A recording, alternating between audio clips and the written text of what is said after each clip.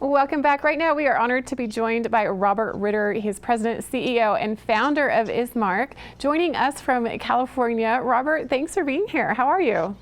Fine, Krista. Fine. Thank you. Nice to be here. I'm excited to meet you. You have been in this industry for many years. So I'd love for you to tell our viewers all about Endsmark, how it started, and how far it has come from back in the 80s when it began.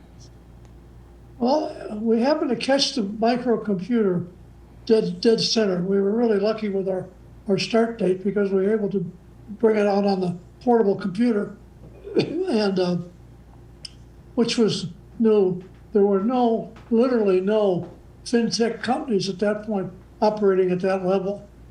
And all the, life insurance agents and estate planners had gotten themselves computers, and we were useful that we were early on with it.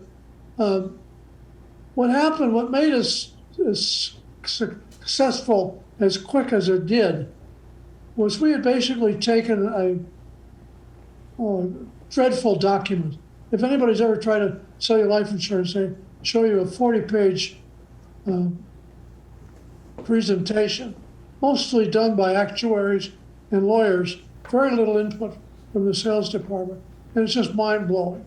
So what we did, we gathered the key data from that proposal, gathered it electronically from the insurance company, and did our own kind of diet proposals, if you will, simplified everything down to numbers and graphics. And my background had been in the life insurance business, so I'd had a lot of experience in it. And so I was able to put together sales charts and ledgers, very simplifying significantly the sales process. And it was wildly popular. Agents got a hold of it right away, convinced their companies to develop that sequential file that gave us our data, and we were off to our races. We made money the first month we were in business, and we've never lost money since. It's been a good run.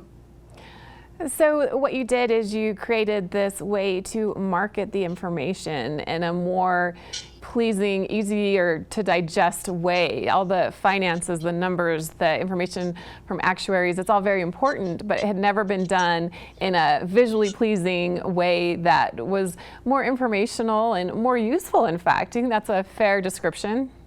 You got it exactly. It's exactly what it was.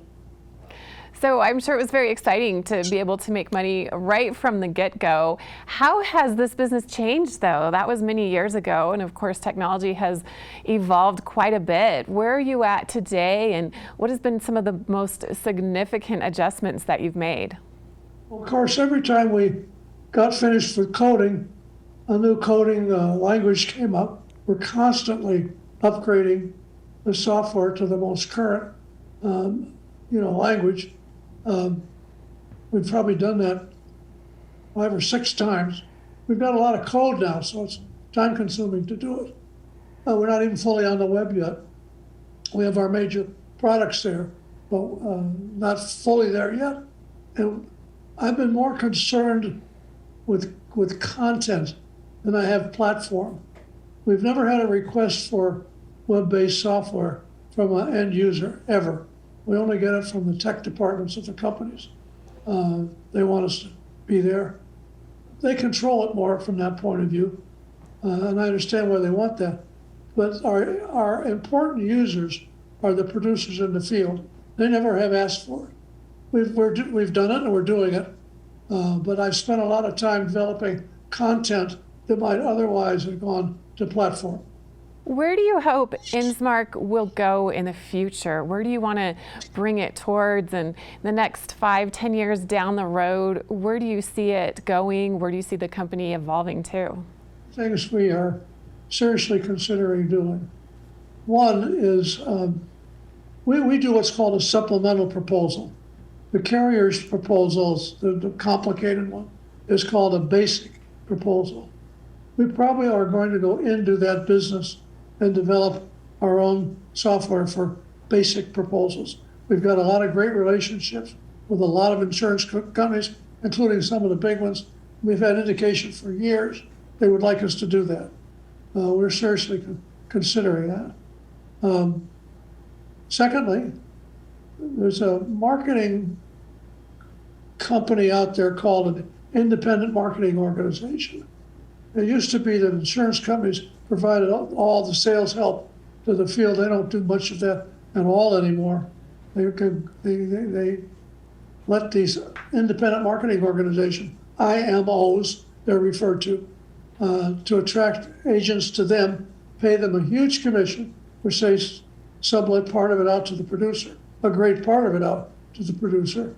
And we're considering forming one of those. We got to be careful with that because we don't want to compete too much with our current marketplace. But we're thinking about doing that. The other big area we're going to go into is annuities. We're in the process of evaluating how we want to do that now.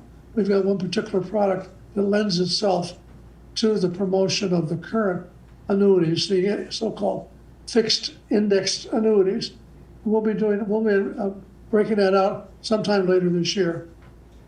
And that's where we're going. And Robert, where did you start your career at before you founded Endsmark? Were you always in the life insurance business? As a kid, right out of college, I joined Mass Mutual.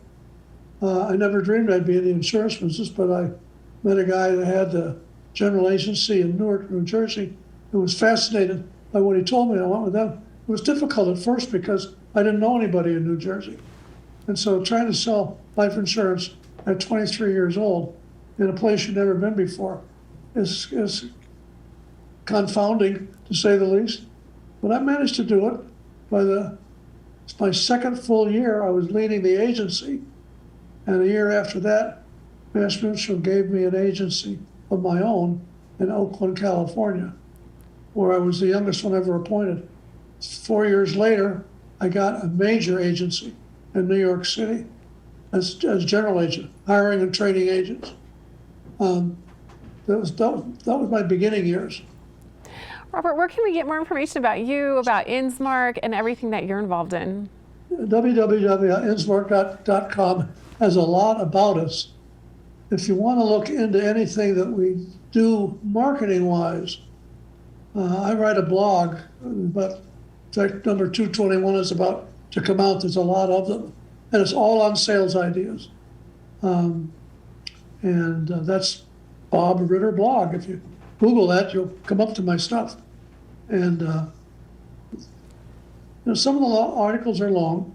Some of them are technically long from a sales perspective, because we're involved with the tax law to a large extent. But I think they're pretty well written. They're very well received. And that's probably the best place to get a look at us and what we do. There's a section there called Blog Index, which lists different categories. But you could probably get better direction than leafing around in the main blog. So if you went to the Blog Index, it'll tell you what blogs to go look at and connection to them. Gives you a summary, maybe a 3-paragraph summary of what it's about, and then can link you over to it. Well, thank you so much, Robert, for joining us today. It's been a pleasure getting to know you, hearing about how your company has evolved over the past many years, and looking forward to hearing more about your company in the future. Thank you so much for your time today. We'll be back with more right after this.